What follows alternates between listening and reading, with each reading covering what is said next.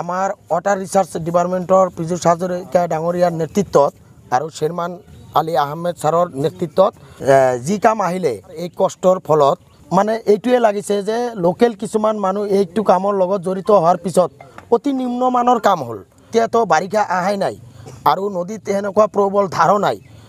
এইটো ধাৰতে যদি এই জিঅ' বেগ এনেকৈ খৈ উঠি যদি উঠি যায় অতি সোনকালে আমাৰ ডিপাৰ্টমেণ্টলি এইটো মানে চকু দিব লাগে যাতে যিখিনি আমাৰ ইৰোশ্যন হৈ গৈছে অলৰেডি জিঅ' বেগখিনি সেইখিনি যাতে পুনৰাই মানে আমাক অতি সোনকালে ঠিক কৰি দিয়ে।